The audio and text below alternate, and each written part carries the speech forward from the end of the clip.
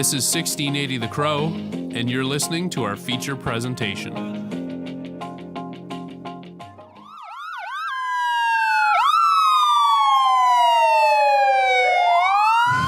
Another night, another round of gunfire in Surrey. A scary series of events here in Surrey. One family home shot twice in less than a week. Extortion cases are piling up in the Lower Mainland, and you could call Surrey the front line. There have been more than Surrey residents have heard these headlines since 2024. But over the summer, the extortion threats and shootings have spiked dramatically. As links to Indian gangs and provincial task forces grow the scope of the investigation, members of Surrey's South Asian community continue to live in uncertainty. Unfortunately, the numbers don't quell their concerns. Just yesterday, Surrey Police Service released new data on the surge in extortion threats and the resulting violence. 80 victims, 44 calls to report shots fired, and 101 extortion files. At a CBC town hall meeting on the topic last week, residents refused to let their frustrations go unheard. Thunderous applause rang out through the Arts Centre following fiery speeches filled with bold language. An assistant commissioner with the RCMP admitted to the tense room that the extortion task force started on the back foot, an answer that Mocha Malik expected. Malik serves on the Youth Parliament of BC and was born and raised in Surrey. His political aspirations led him to study at UBC, but he feels the issues dominating his community are above municipal politics. They require attention from the very top. I spoke with him about the personal stories lost in the newsrooms, as well as the impact on his neighborhood. I think that the community over the past couple of weeks has gotten more frustrated and not less. Just with the amount of things that are currently happening. I think one of the tipping points was in the last week, we saw that there was that very visceral video of that massive house in South Surrey getting shot not once but twice. And a lot of people in the community feel, how brazen is it that it's light out, 2-3 o'clock, someone's house is getting shot up on a Saturday. The shooters have made a video of it, and no progress has been made. And it didn't happen once, but it happened twice to the same people. Mm-hmm. What you're describing, what it sounds like in my opinion, is a sense of confidence from these shooters. They can do this at 2 o'clock in broad daylight, and they're not concerned. Oh, 100%. That I think that the attacks have gotten a lot more brazen, especially when we see repeated attacks on repeated individuals. Mm-hmm, mm-hmm. What does this mean for the future of Surrey, I think that, and this is one of the things that we've seen in the Public Safety Committee, is our numbers in terms of the Crime Severity Index were actually trending downwards for the city of Surrey. Mm. And other than this rash of extortions, other crimes have actually gone down in the city of Surrey. And so what we should have been seeing is headlines that said, hey, our city's actually safer. Because on par for some residents, it is safer. But for South Asians like myself, especially in, I want to say, the past 6 months, the city has gotten a lot more unsafe just with the brazenness of these extortion-related shootings. Because I think if extortions are a big problem, and yes, that makes people unsafe, but what makes them really unsafe is the brazenness of it. The fact that it's happening during the day, the fact that it's happening multiple times to repeated businesses is what says to some residents, hey, I do not feel safe at all because I feel like no action is getting taken to solve this issue. What's the RCMP and the Surrey Police Force, what are they doing to quell those concerns, to make the community feel better? We've seen South Asian officers go into South Asian business centers, in particular the Pyle Business Center and others in Newton, and do regular check-ins with business owners, and that definitely makes people feel safer. But we're not, at least in my opinion, we're not seeing the kind of broad sweeping action that we should be seeing. And many residents are taking that to be, one of the failures of the provincial government to act on this issue. Mm-hmm. It's definitely on partially the provincial government, but as you may have heard in that town hall meeting just a couple of days ago, this is more than a provincial, issue. This extends internationally, right? How does that make you feel? It does expand internationally, and I think that's where the federal government has to get involved. And we have seen the RCMP that came out last year and said, yes, these things are linked to Indian interference. And we saw that the federal government did take action to list the Bishnoi gang as a terrorist gang.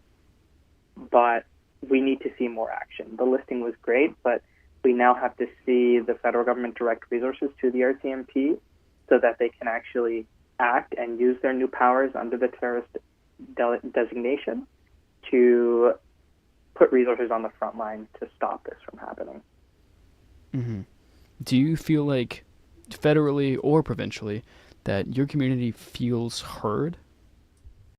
I think that the community is feeling heard, but there's a frustration because we've been talking about this issue for a while. So shootings related to extortion go as far back as 2023, I think, and we've been seeing videos of people's houses being shot up for that amount of time as well. There's been multiple videos of, someone holding the camera and all you can see is their hand and the gun and them shooting a house. And so the community feels like this has been a massive issue that, governments have only taken action on in the past 6 months because it's been so brazen. And that's really frustrating because we've been calling for action on this issue for a long time. And we feel it shouldn't have gotten to this point.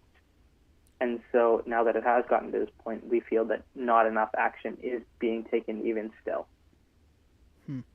What does that say about the speed of the reaction from the Surrey Police Force as well as the RCMP?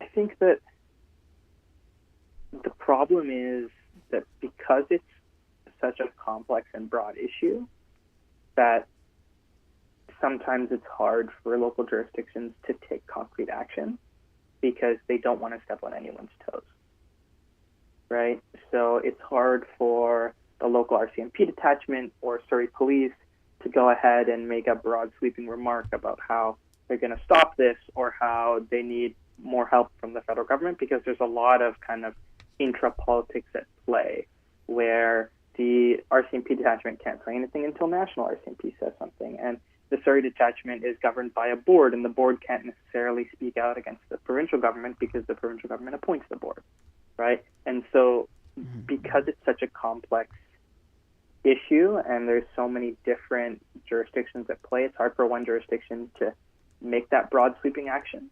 And because of that, we're at a point now where we've had multiple months of slow progress when really 6 months ago, a lot of these things should have been done rather than getting them done today.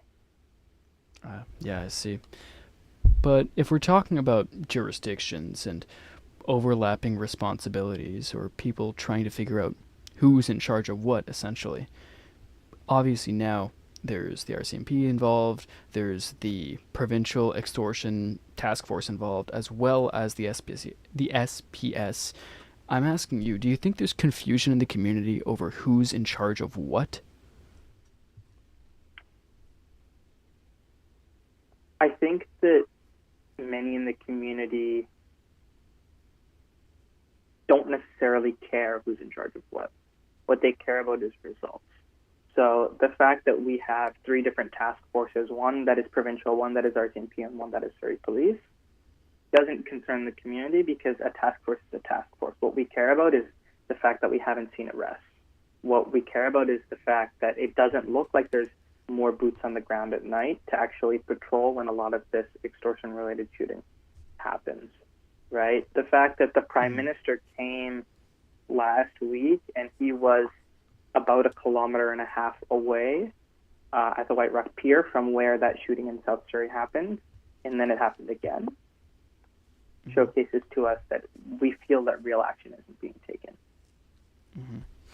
Walk me through that. What are the emotions tied to having, a figure so important seemingly overlook your concerns and the problems facing the community?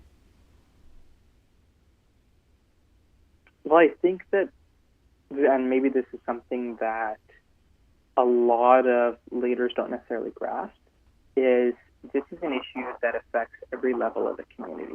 So we saw recently that the Law Society of British Columbia, which is the governing body that regulates lawyers in the province, put out a statement and said, hey, we've heard from some lawyers that they've also been extorted, and so here are resources for our members. And so from the community perspective, we feel that everyone from international students who have come here very recently to people who are just starting businesses, to people who've been here for a long time, to people who are even in prestigious positions of authority, such as lawyers and doctors, and even, members of the police themselves are feeling threatened, that this is an issue that touches everyone in the community. And a lot of people are telling me that they don't feel that our leaders are grasping that as an issue, that they just feel like it's an issue that's affecting a certain subset rather than the entire community. As the impact ripples through the community, police at all levels work to apprehend those responsible and rebuild public trust. This was our interview show, For the Record. I'm Maiden Singh, and you're listening to BCIT's The Crow.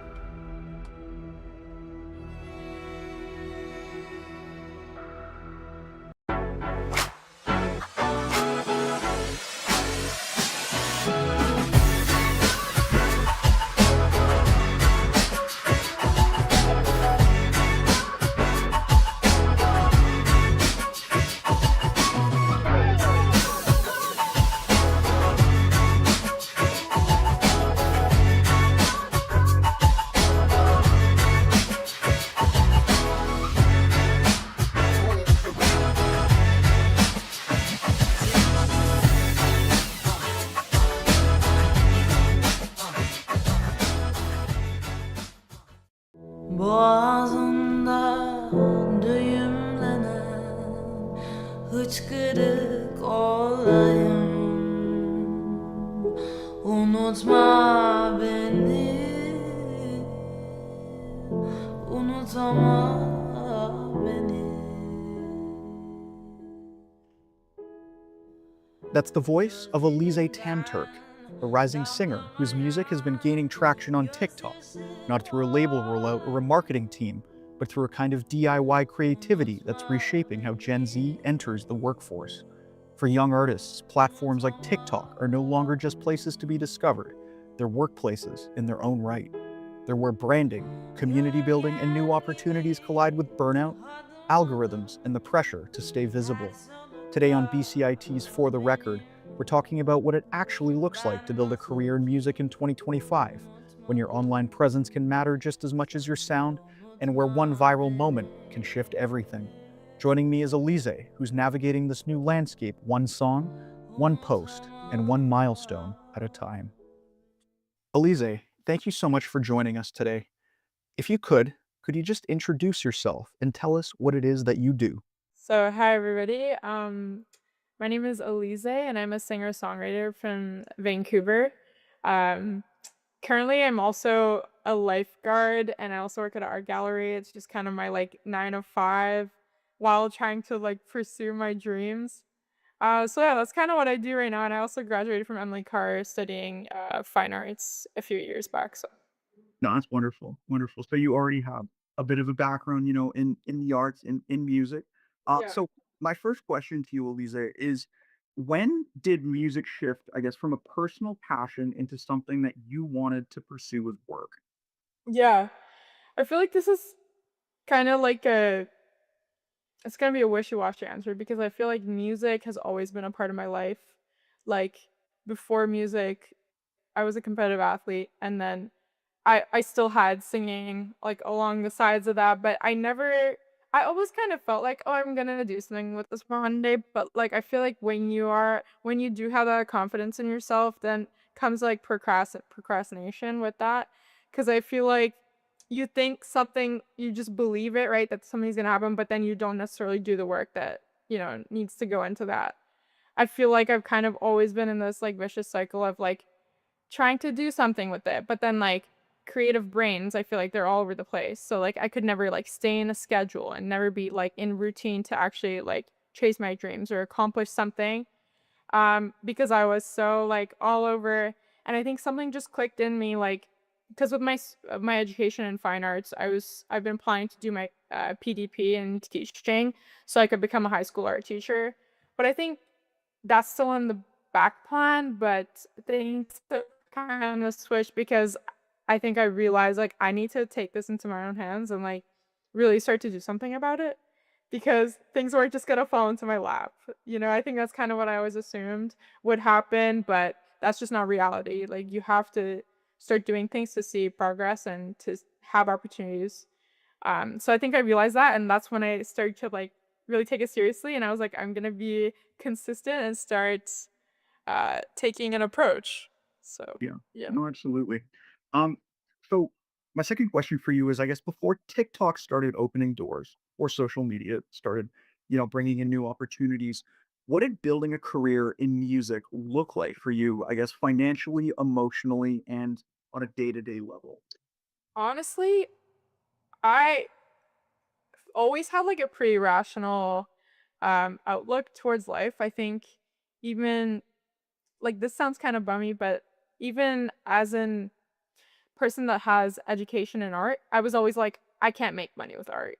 You know, I was so negative about it. Like, I was like, I need to become a teacher, something reliable, something with you know, a paycheck. Like, I feel like that's always the mindset that I had towards it. Even though my parents were very supportive and everything, I think I never thought that I could really have this as number one.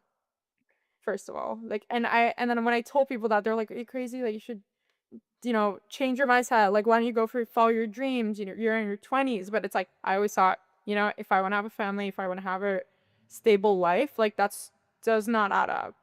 Doesn't look realistic to me until I just started to do it, and now, I found out there is a way to do things. So sorry. Um, there's a way to accomplish the creative side as well as, keeping a backup of like education and 9 to 5. So yeah, I don't know if that answers it, but it's kind of like I feel like I didn't really believe in it myself. And I think that's a lot of people with creative dreams is like society puts us in a place where we have to put it on hold or put it in a number two position. And I think you just have to disregard that to like really take it into your own hands and follow your dreams. Absolutely. And was there a specific TikTok moment that I guess changed your trajectory? And did it create opportunities or just attention? Um, so I kind of want to talk about my TikTok journey because I feel like I always hated social media. I don't know if we get into this later, but like I always resented it. I was like, this is not how I would want to do it because I always love singing live and everything. So TikTok was always kind of like in the back plan for me. I think that's also a part of why I avoided music is because that it was so like virtual on media, and I just didn't like that. So, but yeah, so I started. I was like, you need to stop this mindset. We're in 2025. Like, I need to start like locking in, posting every day. Try it at least once because then I'm gonna regret it if I don't even give it a shot. So for 3 months or so, or 4 months, I posted like every single day. Every single day. It didn't matter what it was. At the start, I was trying to figure it out. You figure out what your kind of content is. But at the start, I was posting like silly talking videos, and I actually didn't even have anybody that like knew me on my TikTok. I kind of made it like a ghost TikTok, just so like no one I knew. I didn't have any like I didn't feel like insecure or something, like posting something, and just like messed around with it. But then eventually something stuck. Like you realize in your patterns with the algorithm, like what works for you in your posting patterns. So then you start to stick to one type of post or genre, and then I kind of kept that going. And then eventually, like it was picking up very slowly though, because TikTok has to. It really pushes you to the limit. And very slowly, I saw an increase in my views and my things, in my likes and everything. And then eventually, it was going like up, and then it just blew up. Like I had like 2 posts back to back, hit like 3 mil or something. It was like 2 mil, 3 mil, and it definitely brought attention for sure, but also brought opportunities. Like I had people contacting me through the music world, and I can't really get into that too much, but definitely huge opportunities, like life changing. So it definitely wasn't just attention, and there's good attention, bad attention. People are pointing out things about me that I maybe have noticed, but not really like thought about. Like I didn't take it as an insecurity, but I feel like it definitely goes in your subconscious, like um, in your head somewhere. Um, so good attention, bad attention, mainly good. So yeah, I feel like it's definitely worth it to like give it a shot for anybody that's in the like back and forth about posting on TikTok or not posting. Like I think you just have to not care and just do it consistently. Absolutely. Absolutely. And so that I guess leads into my next question. Once things picked up online, how did it change your work life? Did you feel pressure to treat content creation like a job? And how do you balance creativity with the pressure to stay visible? Yeah.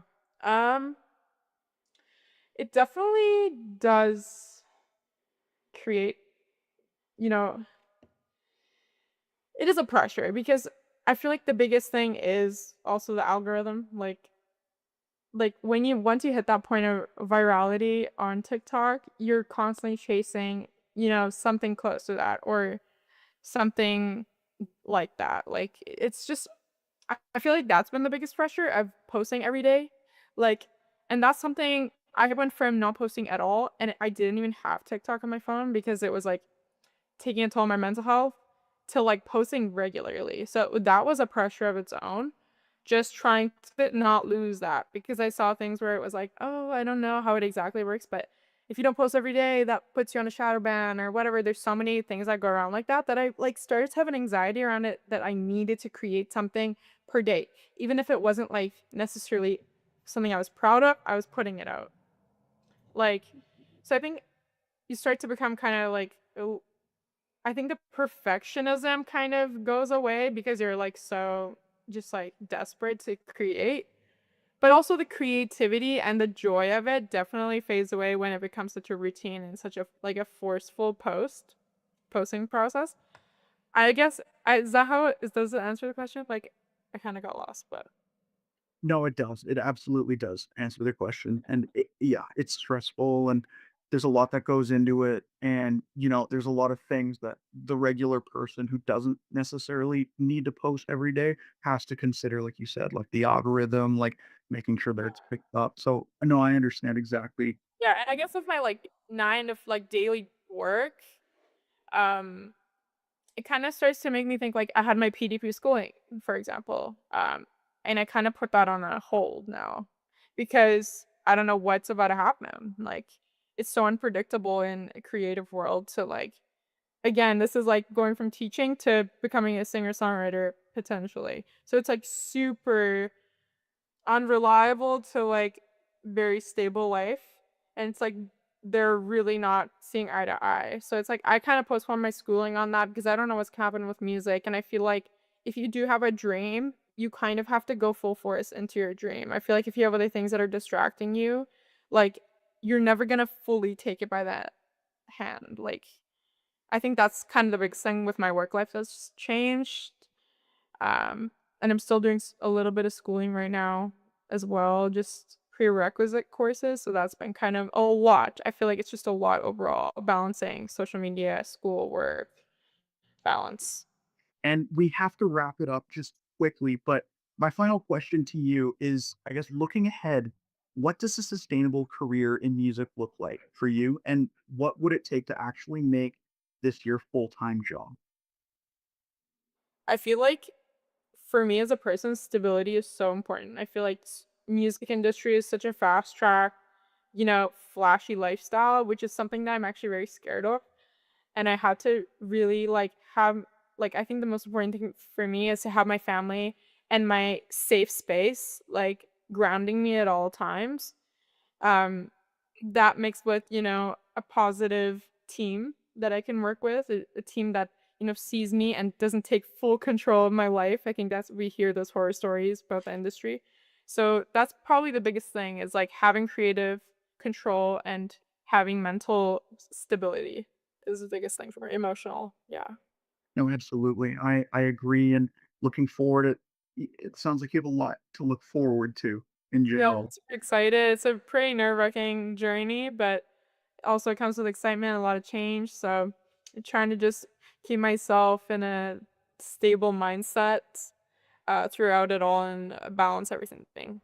Absolutely. Elise, thank you so much for taking the time to speak. Thanks, Quinlan. I really appreciate it. That was Elise sharing what it means